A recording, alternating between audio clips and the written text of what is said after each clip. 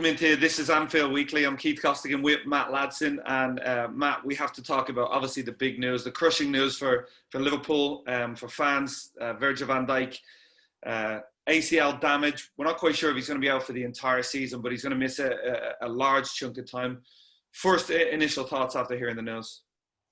I mean, we kind of expected that it was going to be ACL, didn't we, by sort of the things that we'd heard over the 24 hours after the injury itself in the game. So it wasn't completely unexpected, but you were just hoping that maybe there would be that kind of, like even 6 weeks or even like 3 months on the sidelines. But for it to be the severity that it is, and from what I understand, it's basically he's out for the season, but depending on how the surgery goes and depending, a lot of the time this depends on how the player rehabilitates, and you don't know that until you've started the rehabilitation process. So there's a chance that he might come back before the end of the season, but I think, in all honesty, that's slim. And obviously from a player's individual point of view, that also puts a massive doubt on whether he'll be playing at the Euros. So, it's a massive blow. I think that from a Liverpool perspective, if we could have named one player that we didn't want a season-ending injury to happen to, this would probably be that one player. You would probably place Van Dijk at the top, with Alisson not far behind. So it's a major, major blow. I mean, we can't sugarcoat this. It's not good news, Keith. I agree with you in terms of the list of players, because God forbid, you don't want any player to get injured. And for me, I'm one of those people. I don't like seeing, rival players. You want to play rivals when they're at their very best as well, because it just adds to getting results. But yeah, you look at the front three. There's cover there now. There's cover in midfield, and even defensively, we've had injuries in the past, but Van Dijk has been the one constant. But this is Liverpool, and this is Klopp, and I think one of the first things that when Klopp came in, I thought he did was he made me believe that Liverpool, had identity again, and it wasn't based on just one individual. Though, will Liverpool be a better team without Virgil van Dijk? Absolutely not. Will Liverpool still be competitive and a team that can challenge for titles? For me, absolutely. I remember when we just signed him, and we played Man City. And he actually got injured right away. He missed that game, and I was going, I would have loved Liverpool 4-1 up against City, and ended up winning. I know it was a 4-3, which maybe doesn't give you the greatest feeling because you can see it. But I still believe in this manager. I believe in this club. I believe, if Matip stays fit, if Gomez can build on. I thought he played quite well as a left-sided centre-back against Everton. So I still think, you move on, but it's going to be difficult to do that without Virgil van Dijk for sure. Yeah, I think that the sort of irony in all this is that Fabinho could end up being the most important part of this. And then the sort of knock-on is that we probably now are very thankful that Wijnaldum didn't leave, because Wijnaldum, and then you've got Thiago, you've got plenty of options in midfield. So Fabinho can almost just become a centre-back for the rest of this season. And I think that that's quite possibly going to happen, because the games are so, if you look even over the next week, we play Wednesday, Saturday, Tuesday.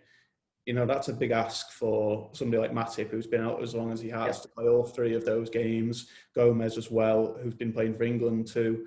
So I think that Fabinho is now going to have to be considered purely as a centre-back for the rest of this season. You don't think we'll see him at all in midfield? I think for me in the big games, you could still see Matip, Gomez with Fabinho, because he's such a dominant 6. He defends open spaces better than anybody, I think, in the Premier League. For me, Fabinho, his timing of challenges. But I agree. I think in some of those Champions League games where, you're playing a team that isn't quite at the level, we may see Fabinho drop back. You have to manage Matip, don't you? Just given the way he's had, injuries over the last 12 months. But I still think we'll see him in midfield as well. Yeah, and I mean, that's the other part of it is like that. Without these injuries, the game on Saturday would have been such a positive, because that midfield, it's the one that you and I both picked as our preferred midfield. We got to see it finally, and now we might not see it very often, if ever, because Fabinho is going to be needed at centre half. Obviously, Thiago's out for however long, we're not entirely sure there yet. And obviously, the hope there is that he's not out for long. So then we've got that him as an option in the middle. It's going to be a tricky time, but maybe the manner of the game and the sort of injustice that we feel from, obviously, like, you know, this is a season-ending injury where there was nothing given in terms of punishment for the player that did it. And it was a reckless challenge, completely out of control. That might create a bit of a siege mentality within the squad. So, like, right, we do this for Virg, we do this to sort of show that we can still go on and be successful as a football club. You know, it seems like everything has kind of gone against us in a way. You know, we've finally won the league, but with no fans. Like, we're angry about that. Now we're angry about this. You know, it's we've got to have a break somewhere. For me, you bring up the VAR and what happened and no punishment. I honestly don't blame VAR. I blame the people using VAR. I mean, it's like, it's common sense. You have the ability to rewatch something, and if you're sitting there and you're rewatching that challenge, you're going, hang on a minute here. He's got both legs in the air. He's launching himself feet first towards Van Dijk. I mean, goalkeepers, I get if he jumps out and he punches and there's contact or whatever. That's goalkeepers.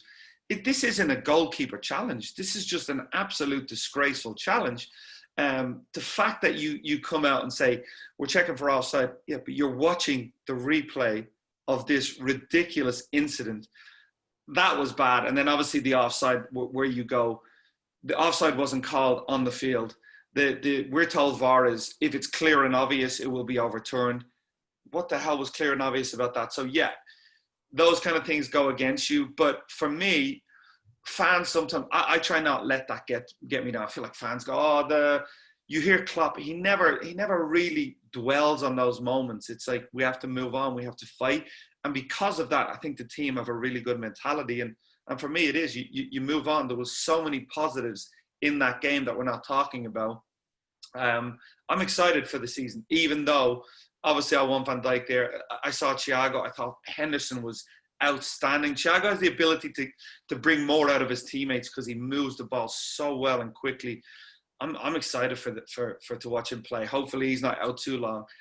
But yeah, he's going to be a special player for the club.